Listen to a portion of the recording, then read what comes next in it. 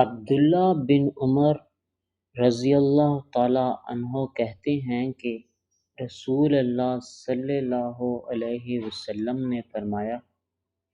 اللہ کے نزدیک سب سے بہترین دوست وہ ہے جو لوگوں میں اپنے دوست کے لیے بہتر ہے،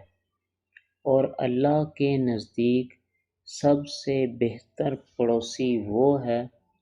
جو اپنے پڑوسی کے لیے بہتر ہے۔ ابو ہریرہ رضی اللہ تعالی عنہ کہتے ہیں، رسول اللہ صلی اللہ علیہ وسلم نے فرمایا،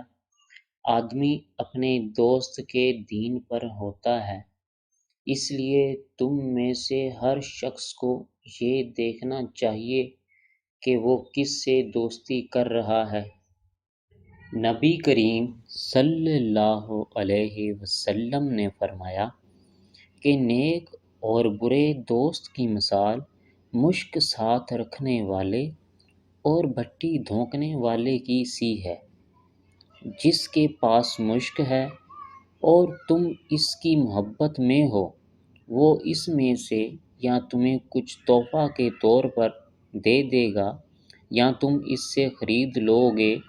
یا کم از کم تم اس کی عمدہ خوشبو سے تو محظوظ ہو ہی سکو گے،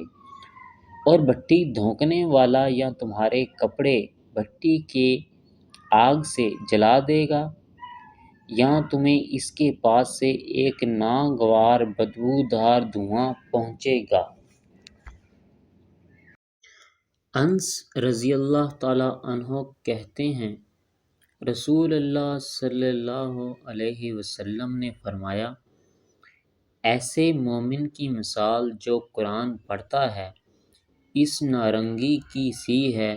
جس کی بو بھی اچھی ہے اور جس کا ذائقہ بھی اچھا ہے، اور ایسے مومن کی مثال جو قرآن نہیں پڑھتا اس کھجور کی طرح ہے جس کا ذائقہ اچھا ہوتا ہے لیکن اس میں بو نہیں ہوتی، اور فاجر کی مثال جو قرآن پڑھتا ہے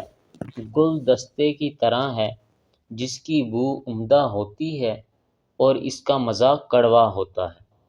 اور فاجر کی مثال جو قرآن نہیں پڑھتا ایلوے کی مانند ہوتی ہے جس کا ذائقہ کڑوا ہوتا ہے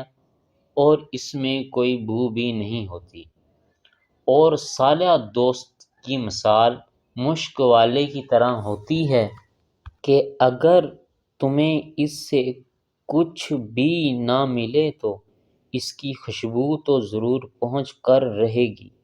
اور برے دوست کی مثال اس دھونکنی لوہے کی بھٹی والے کی سی ہے کہ وہ اگر اس کی سیاہی سے بچ بھی جائے تو اس کا دھواں تو لگ ہی کر رہے گا۔ ابو ہریرہ رضی اللہ تعالی عنہ کہتے ہیں، نبی اکرم صلی اللہ علیہ وسلم نے فرمایا، اپنے دوست سے اعتدال اور توسط کے ساتھ دوستی رکھو، شاید وہ کسی دن تمہارا دشمن ہو جائے، اور اپنے دشمن سے اعتدال اور توسط کے ساتھ دشمنی کرو، شاید وہ کسی دن تمہارا دوست بن جائے۔